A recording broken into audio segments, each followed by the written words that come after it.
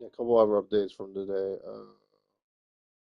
We also want to add outfielders. So Sarah says Abrams interest.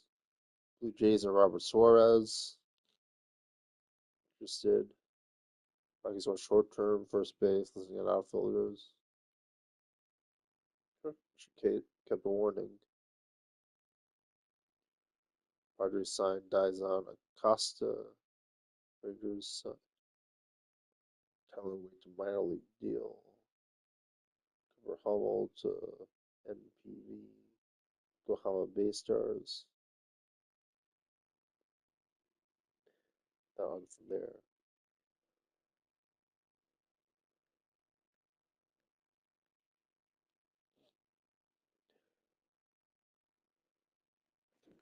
Can I get Gore?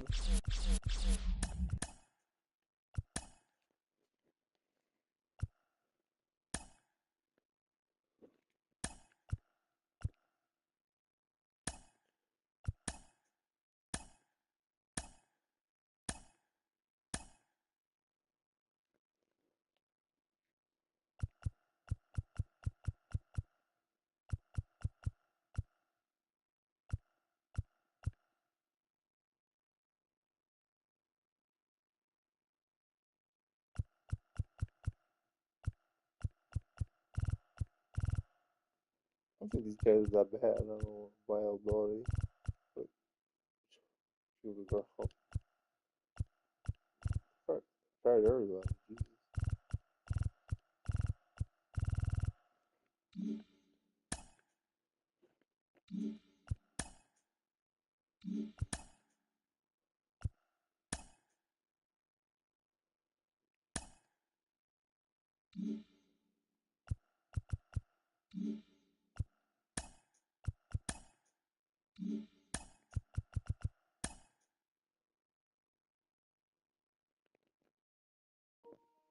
Did you really budget nice?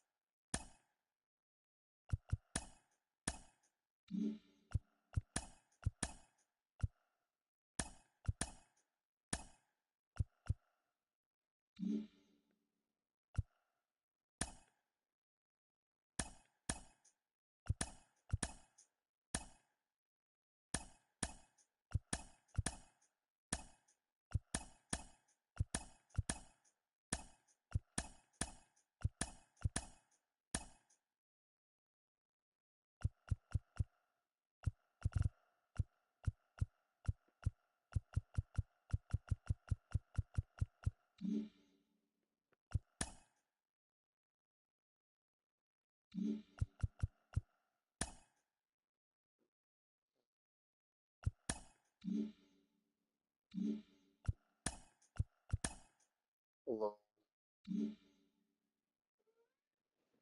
hello, hello,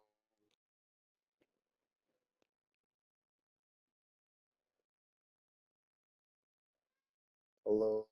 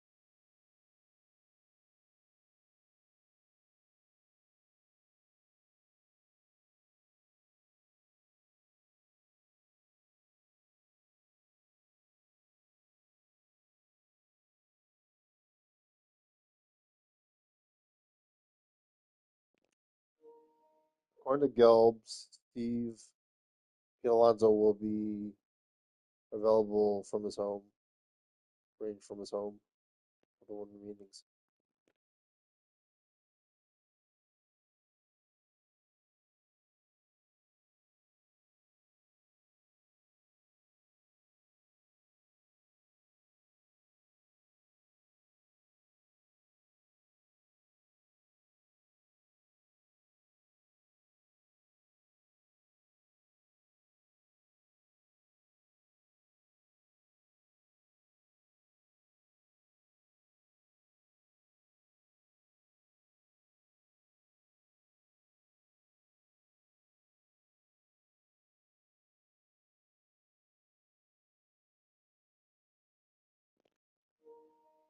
Baltimore needed, according to what's his name from Dequette, Baltimore needed an experienced bat. They have like Tyler O'Neill, and they mentioned just getting Taylor Ward. Red Sox got Sonny Gray.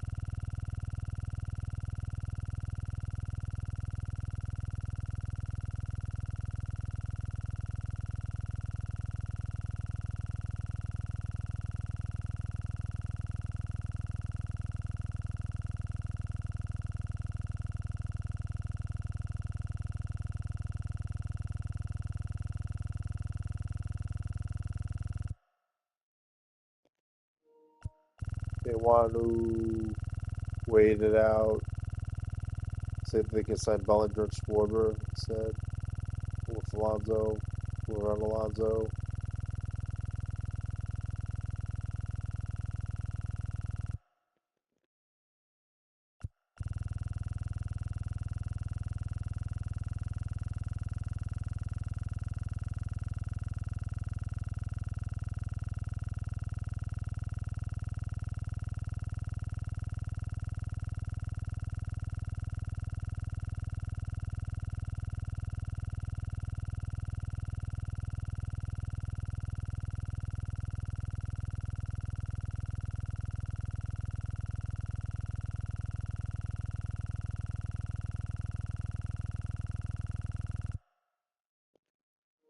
Bellinger and Schwarber, like Devin Williams for Diaz.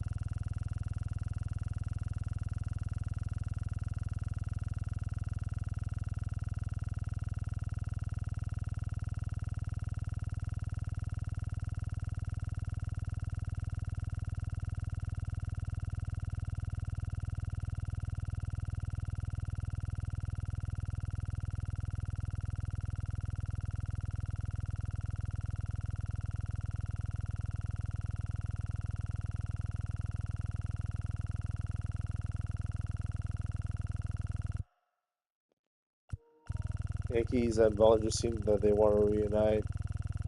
Guaranteed. See how the market develops. Like each other, though. Root for each other. How it works.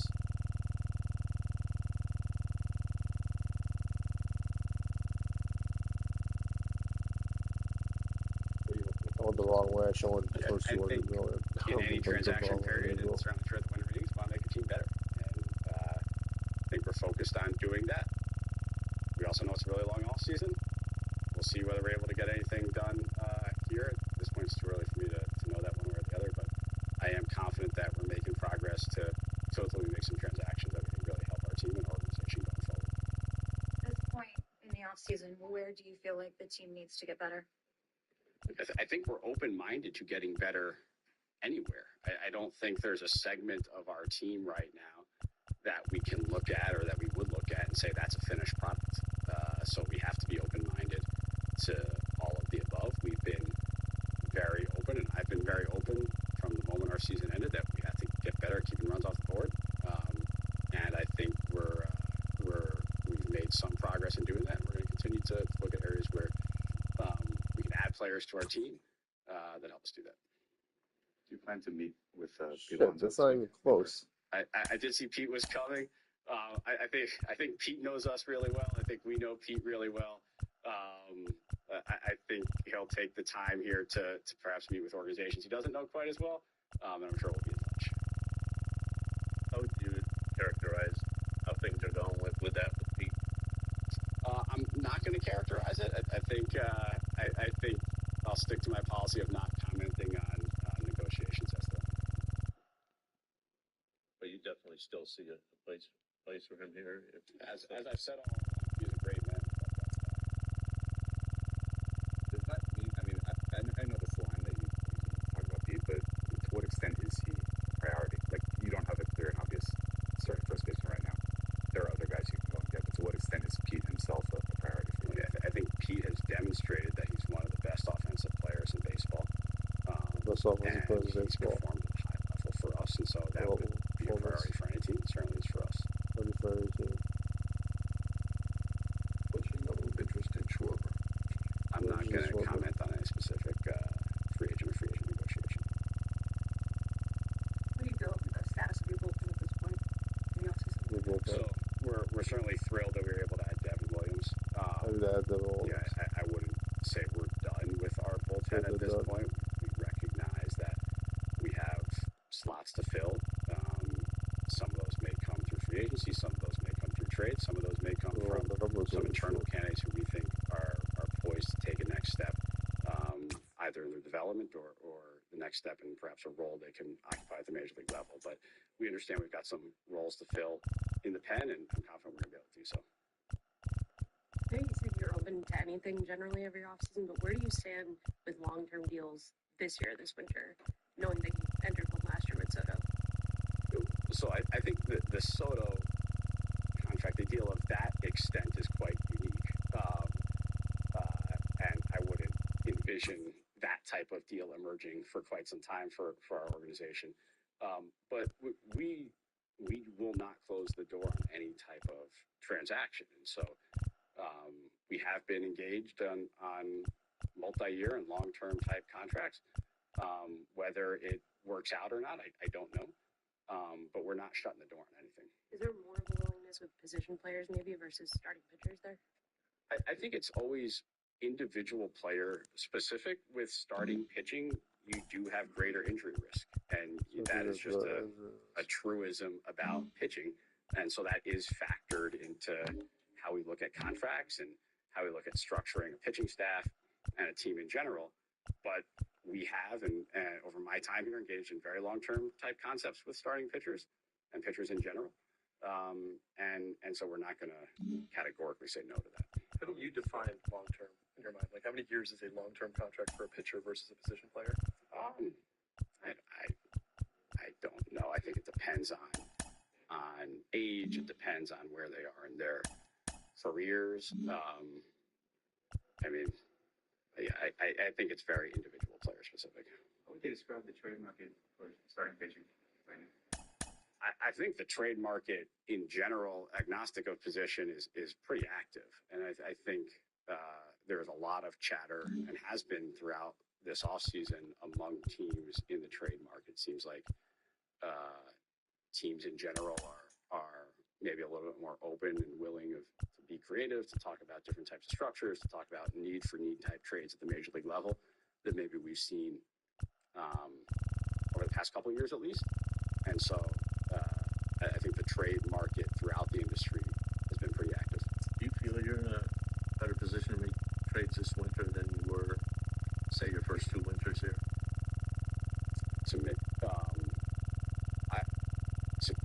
I don't know. I think we've had a very successful player development growth, and we've had a number of players internally throughout our minor league system get better, and I think that's been recognized throughout the industry. And so when that happens, you receive a lot of incoming calls about young players, about prospects. So perhaps there are a few more opportunities like that to make deals, but we were able to make trades my first couple off seasons here as well, and so I imagine we'll continue to explore those and push something over the finish line at some point during the off season as well. Hey, why do you think it's been so active trade with as for this amount of years? Is it because of cost? You know, because it can be a more efficient way to add talent and.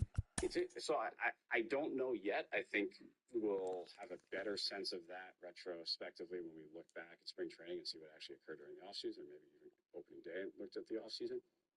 My sense is there is a very large swath of the industry that is very much trying to compete and believes it's in a competitive window, whether it's big market, small market, mid-market.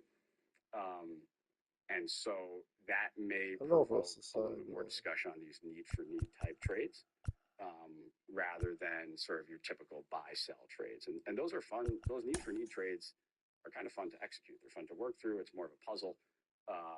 And so I do think we've had more dialogue on that type of trade this offseason than in the past. And it could just be we're at a point in the industry where we've got a lot of teams that are poised to go into next year competing. You've already done those, so you just progressing to the fact that you like doing that. So is that a route that you tend to explore, or one of the bigger avenues you tend to explore going forward? Yeah, I think it is something we are exploring. They are those types of deals are also the most challenging to put together. Mm-hmm.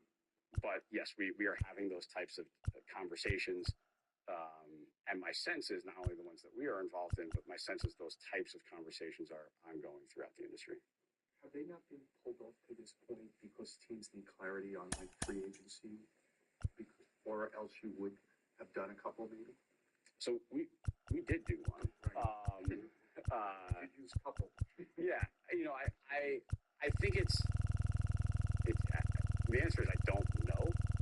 Generally, in off seasons, there are a series of transactions that ultimately sort of break things loose. And this year, it may be a series of trades rather than necessarily a series of signings. I know we've had what I would characterize as productive dialogue with other teams throughout the off season. We've lined up on one trade, and so far we haven't lined up on others. But I think ultimately we will line up on more. At this point, how do you view your starting position? Is there a need in your starting position? Look, I think we'd like to be able to add a starter. We are also really comfortable, or we like our young starters that are emerging. We saw that last year with Nolan McLean. But certainly we're going to be canvassing where we can to bring in a starting pitcher and help stabilize the staff. David, given that Means range at second base, would you be comfortable with somebody who is maybe an average, below average defender at first base? I don't know that I necessarily look at Marcus's skill set at second at necessarily impacting the type of skill sets we're looking at defenders around him. Maybe left field right now. Jeff McNeil, sort of your default starting left fielder. Are you looking to some flexibility to the outfield? I think as of today, if we were starting today, Jeff would see a lot of time in left field, and we think he's very capable of doing that. We are also in the market for an outfielder, and we'll see if we can pull something off there. But we do have confidence that Jeff can play regularly in left field and do a very good job there. Can Carson Bench play left field? Left field. Yeah. Yep. I think it's possible too. Left field. Back to Pete for a second. Last year after he signed, he said something to the effect of, like, until the very end when you guys went down to Florida, he didn't feel it. There was a disconnect in terms of, like, feeling wanted. Has that at all colored the way you guys have gone about it this year in terms of maybe wanting him to feel a little more wanted?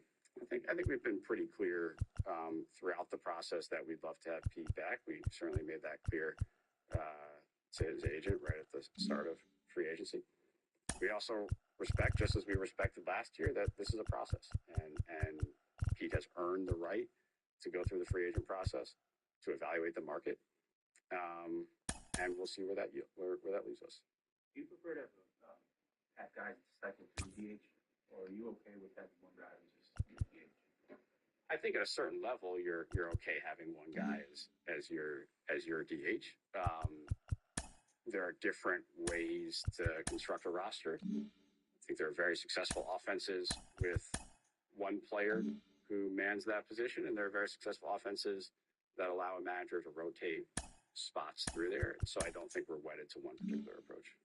You've moved a little toward right-handed with getting right-handedness with getting Semien. Is that still something you're looking at, or to a lesser degree looking at that? Maybe to a little lesser degree, but I do think it would still help if we were able to add a right-handed bat somewhere. You mentioned being comfortable with the young starting pitchers. Just what makes you feel that way versus maybe being worried or cautious because they are young? I think sometimes we often equate youth with unpredictability. I think young starting pitchers have a pretty good history in this league, especially of late, especially when they have certain stuff packages of coming up to the big leagues and having success. Doesn't mean we're going to count on a staff exclusively of young starters, but certainly over the course of the year, we are going to expect significant contributions from a group that we think is really talented and about to get to the major league level. Do you feel like your quote-unquote number one starter, like the guy who started game one of a theoretical playoff series for you, is that guy already in your organization? I don't know. I don't know. I don't think we'll know that until we get much farther along in the offseason and until we get to spring training. I also think that oftentimes on opening day, the person you thought was the number one starter in a playoff series, you actually get to the playoff series and it's someone else. And we lived that a couple of years ago.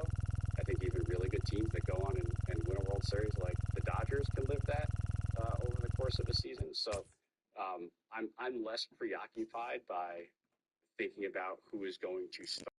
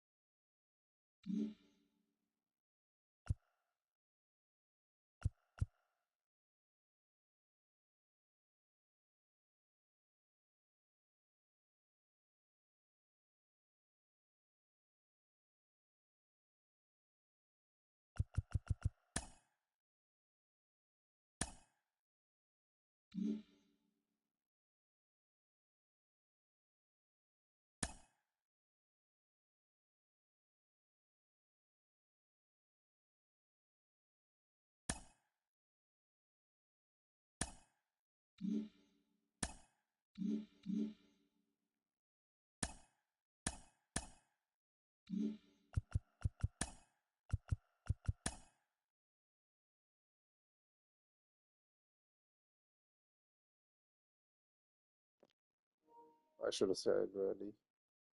Sonny Gray. Over the course of a season. So I'm less preoccupied by thinking about who is going to start game one of a playoff series than I am about making the transactions that put the best possible team on the field that we can do. I guess what I'm asking is, like, do you need more ceiling in your rotation? Or are you comfortable with the amount of ceiling that you have currently? You always want more ceiling. Do I think we need more ceiling? I don't think I'll go that far, but you always want more ceiling. What updates have you gotten from?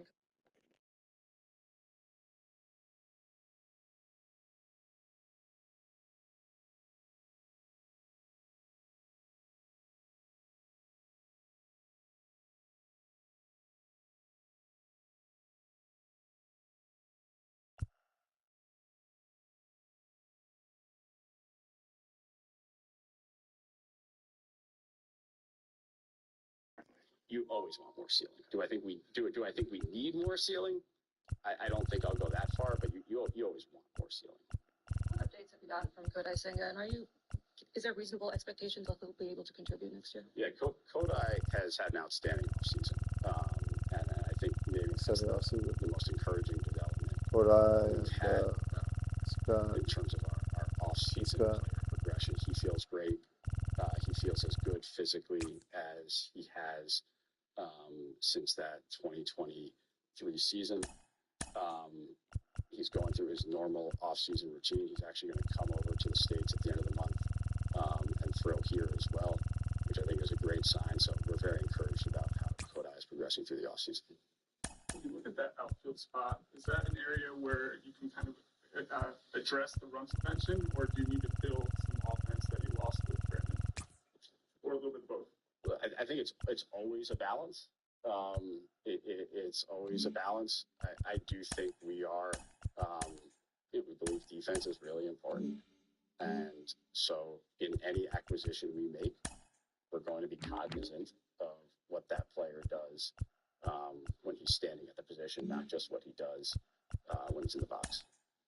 You saw Murakami in Japan. What do you think about him? Yeah, without getting into any specifics about our interest or non-interest, he's a really good player. I think he's going to be exciting for American fans to watch. There's a lot of power, and it'll be exciting to see how his Major League career unfolds. When it comes to Senga, there's been some times in the last few years that maybe you guys have not been on the same page in terms of like his rehab, or there's been times.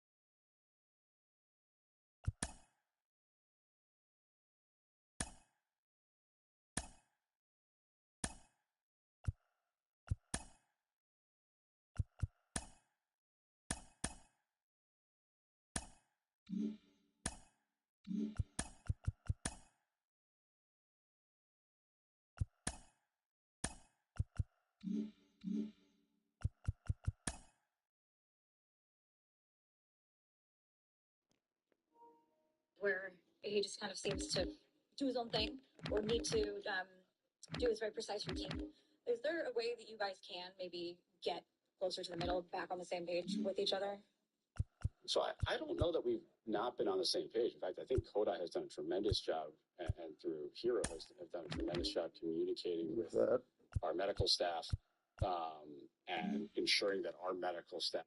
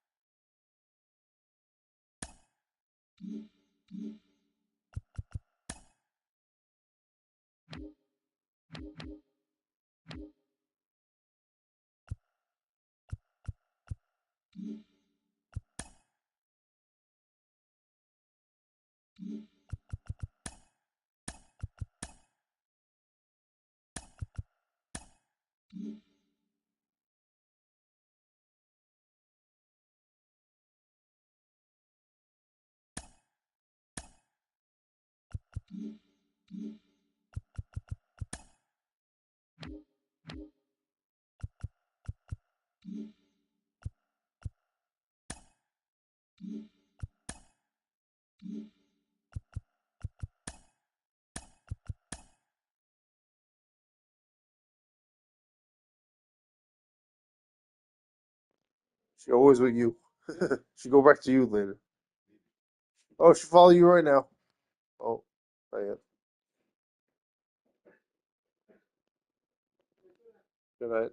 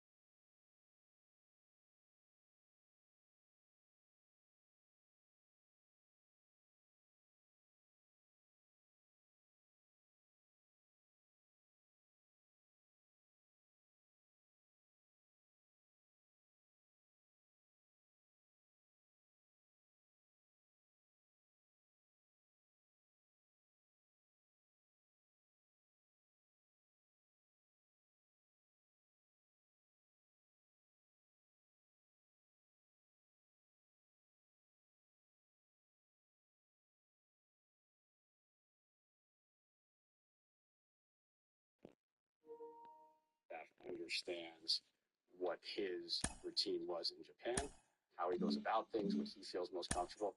And we've done our best to educate him on the practices that we're more accustomed to using here. And I do think there's been a meeting at the middle, and I think Kodai's been very motivated to do that. And I think we're in a really good spot there right now. So you are happy with the communication with Sanger right now? Oh, yeah. Yep. Any updates on Minter or Christian Scott and how they're Yeah, both progressing very well. Doing well. Scotty's going to come to spring training as a full participant, ready to go. AJ is looking more along sort of that original time frame where I don't know if he's going to be good to go on opening day, but it could be shortly thereafter. Because of who your offer is, we always think you're going to solve things through game hunting to some degree. Could you, and obviously you did a major trade here and a major bid, but is it possible that you could be subtle the rest of the way? I like that description. I'm thinking about becoming a writer. Yeah. Look, I think as always, it's probably a combination. Like I think we're probably going to make some moves that don't grab a ton of headlines that we think are really impactful moves for our organization. I'd imagine over the course of the off season, there are also going to be moves that allow you guys to write. And so I think it's probably a combination of the both, and that's what we should be doing. Like I think given our market, given the support that our owner puts into this team, we have the ability to make both the more headline moves and the more subtle moves that quietly really help a roster. So like one headline moves or like four headline moves? We'll find out. If I knew that, if I knew that right now, it'd be a lot easier off season. Speaking of how important you think the clubhouse is and the team underachieving last year or anything you may have observed, do you feel like there was something you'd like to improve on from last year's team? I think we had a pretty good clubhouse last year, and I know a lot of you were in our clubhouse regularly, and maybe some of you would disagree with me. I don't know that many of you would walk in there on a daily basis and feel like this was not a good clubhouse. We have good people who play really hard, who want to win.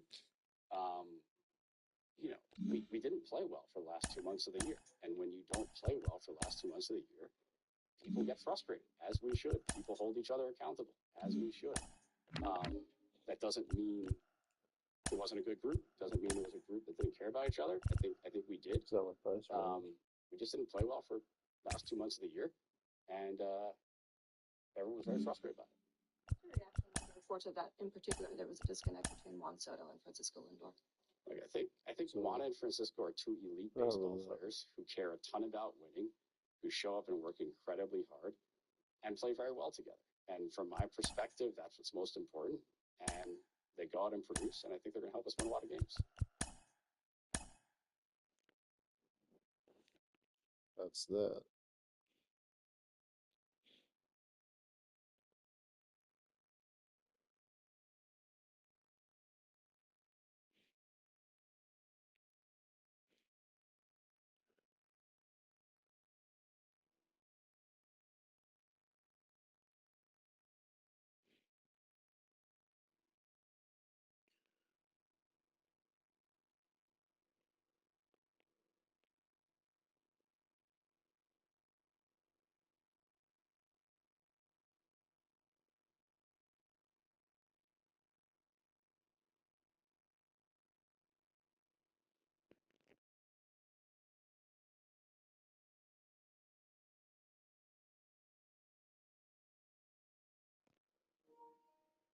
What else could I talk?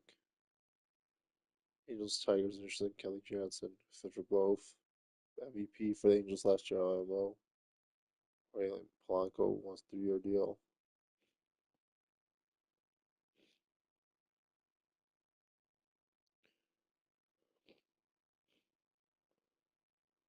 Still running news, I guess.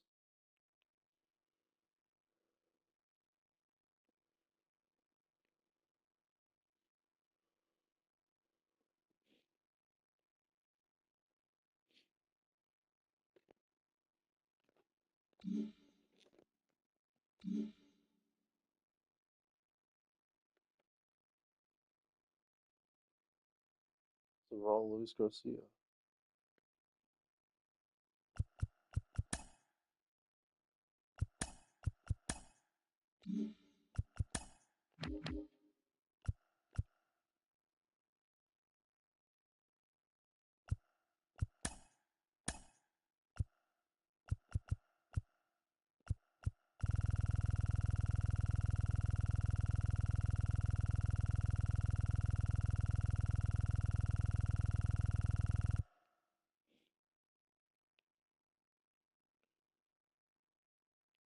I think Matz's deal will be 2 years.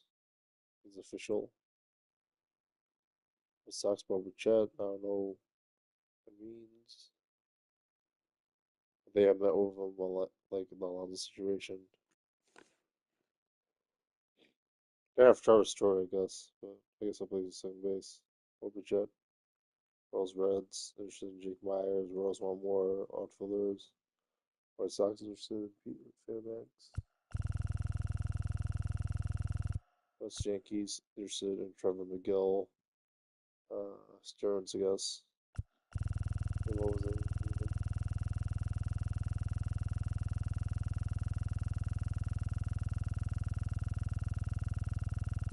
Mariners don't plan on trading Luis Castillo. Astros Rays have talked about Shane Baz.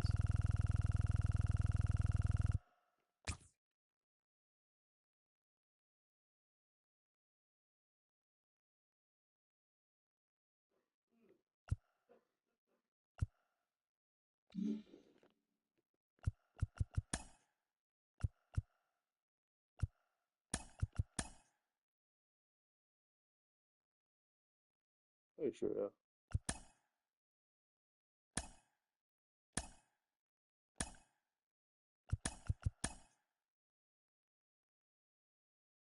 Joe Williams. Bruce Scott.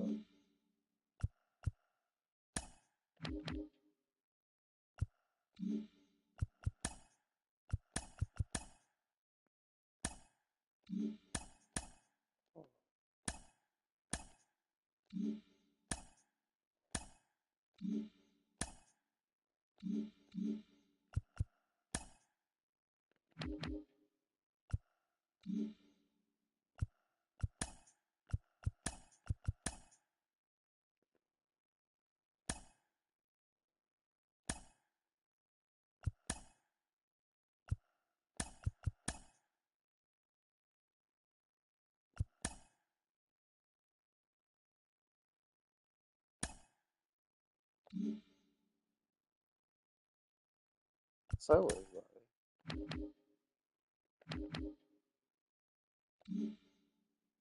What you sound with?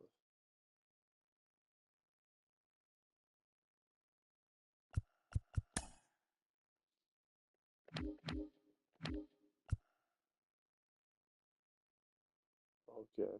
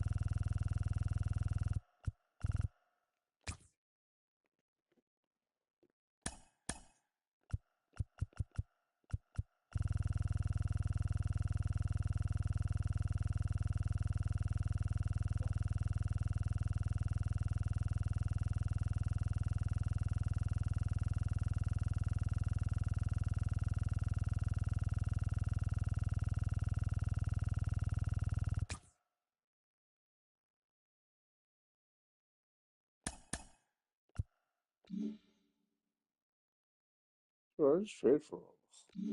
Doesn't want my contract. Oh, never trade like that.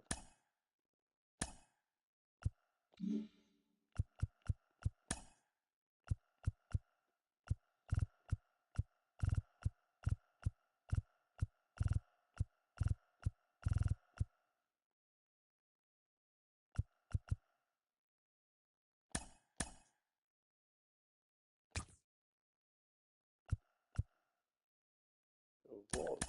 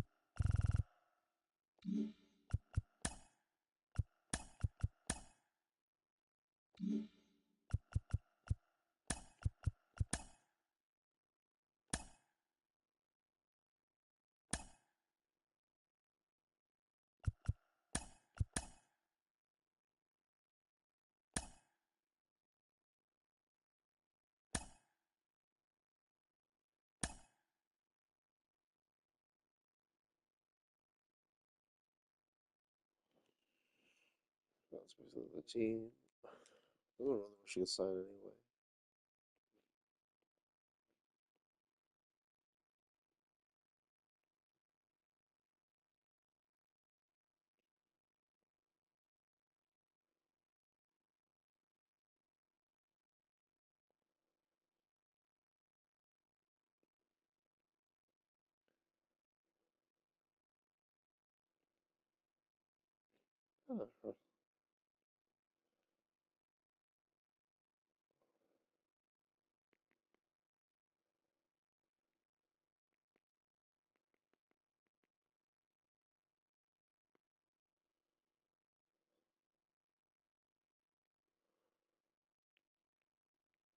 Huh.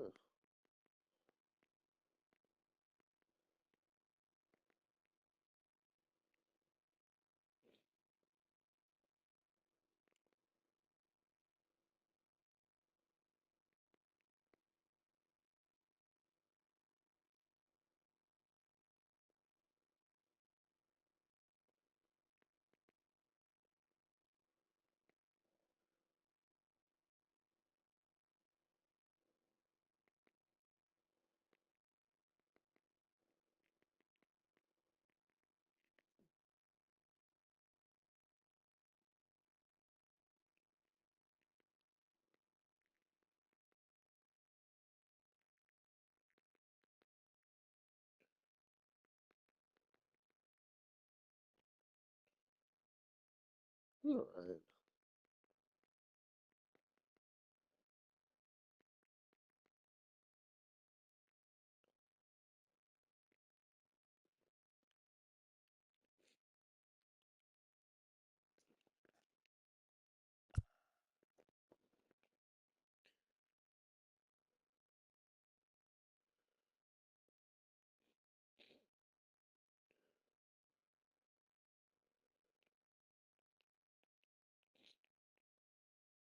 Minnesota fans probably want Polanco back on a 3-year deal.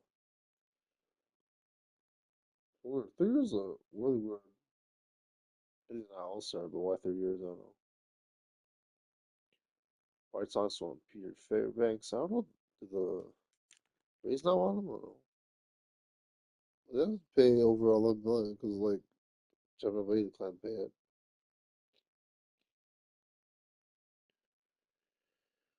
More consistent closers. Trevor Megill, Matz, and the manager, the connection.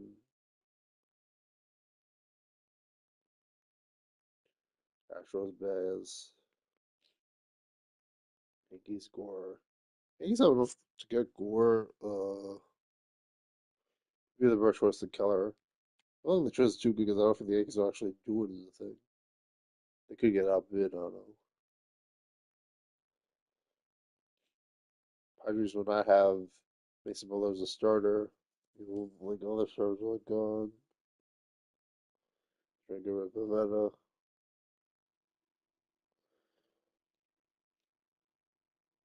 Yeah, they have Hader, I think. Raiders Wade. By a league deal. I guess I have the Super Bowl pen. Padres Dason Acosta.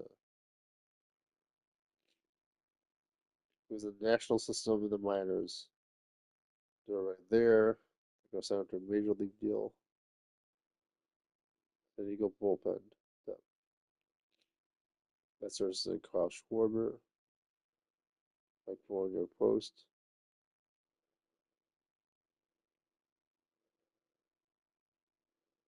Rafford.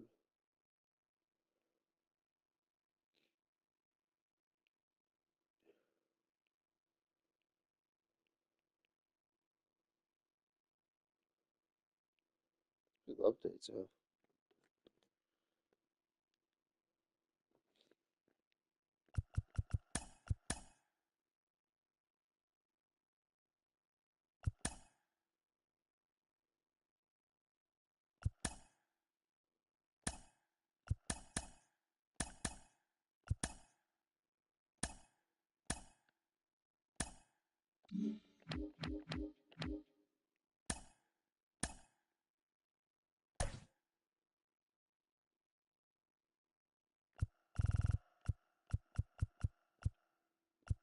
So I don't care.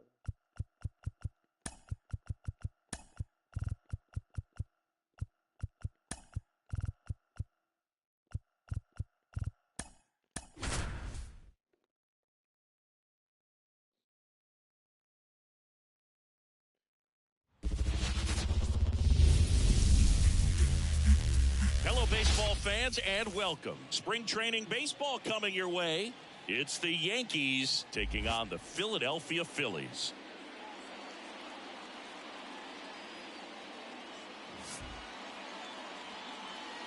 First pitch coming at you right after the break.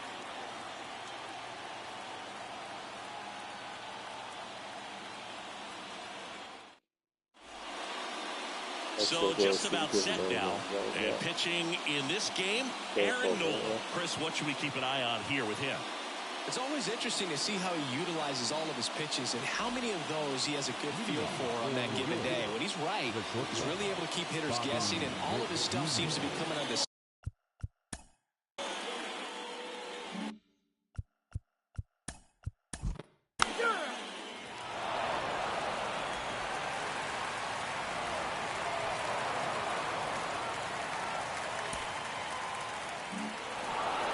Does a nice job of coming in and getting the save. He made a mistake with the pitch, gave up the solo home run, but he maintained his focus to push through to the finish line.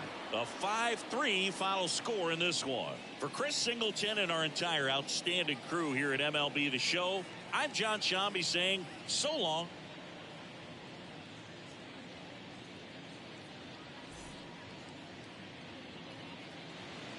Fans, our final line score. First for the victorious visiting team, 5 runs on 11 hits, 1 error. They left 8 runners on base. For Philadelphia, 3 runs on 10 hits, no errors. They left 12 runners on base. Time of the ball game, 3 hours and 1 minute. Thank you for joining us here this afternoon. And we remind you to please drive home safely.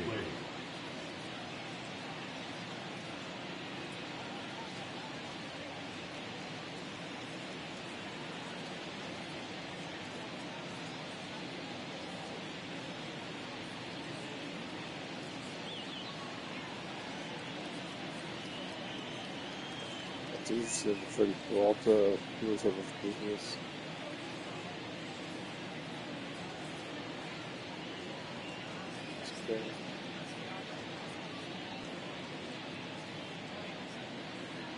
So profitable, that's what this is taking.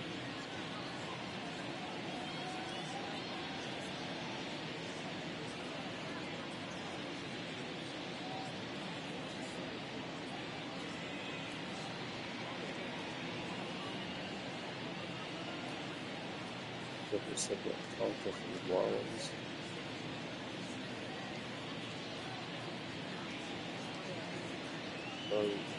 Possibility, long straight, to the contract or reward. Sure.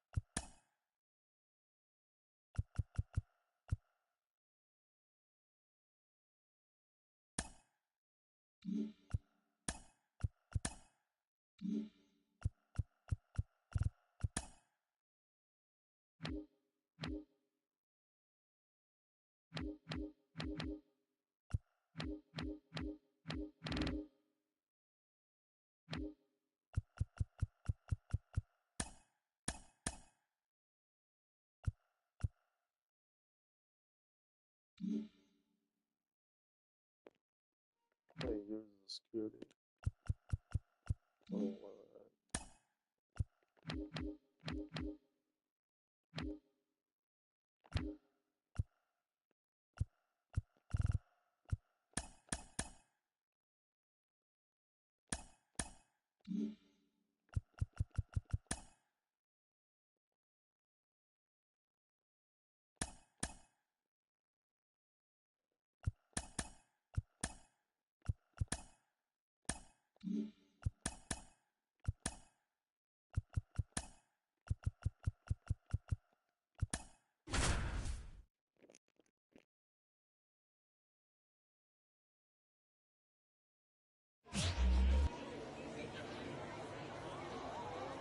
Hello and welcome. Thanks for joining us. This game will feature AAA baseball from the Pacific Coast League. It's the Sugarland Space Cowboys and the Albuquerque Isotopes.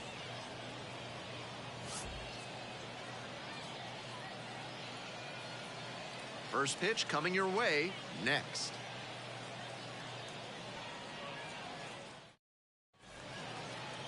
Just a little bit away from first pitch. And on the hill today, Meyers. Not known for tremendous strikeout ability, so he's going to have to force weak contact with good command and movement. The defenders behind him are going to have to be ready to go because the hitters will probably be putting balls into play frequently.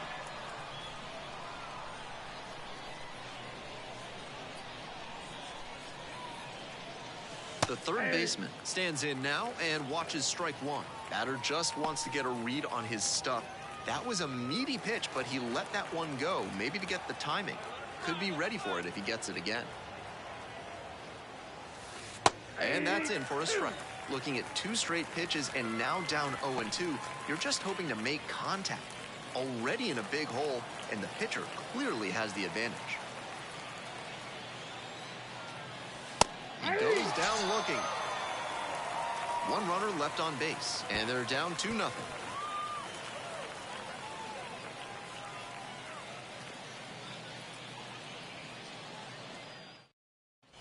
The third baseman digs in now. Struck out looking the first time up.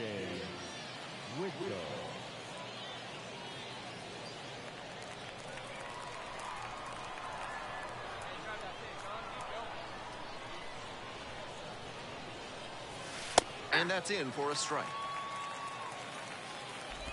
One run in the inning so far, top half of the fourth.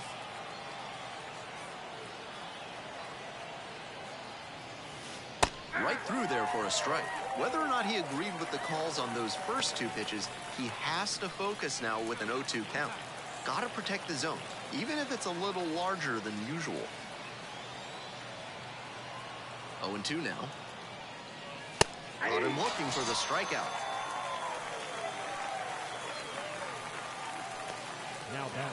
One out and runners on the corners. The third baseman getting ready to hit.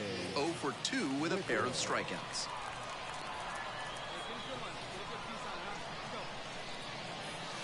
That one's in there, 0-1. Not sure I like that location. Pitcher might be better off busting him in on the hand so he can't extend and drive one. Dots the corner for a strike. With a double play situation here, it's unusual that he's working up in the zone. Next pitch will probably be lower.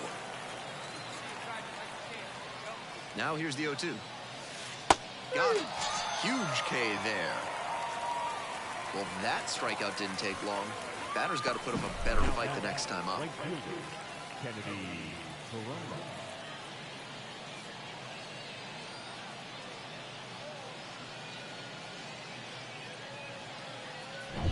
One down. The third baseman will hit next. 0 for 3 with 3 strikeouts. That's through there for a strike.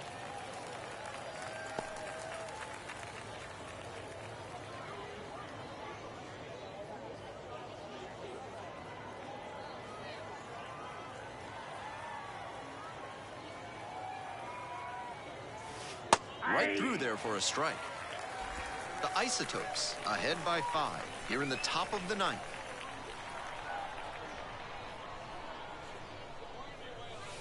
Goes down looking on that one.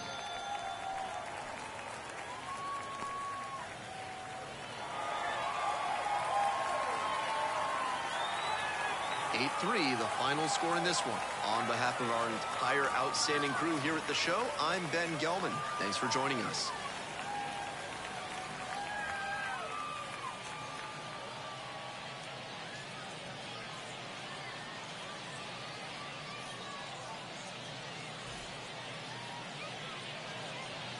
Here now is our final line score.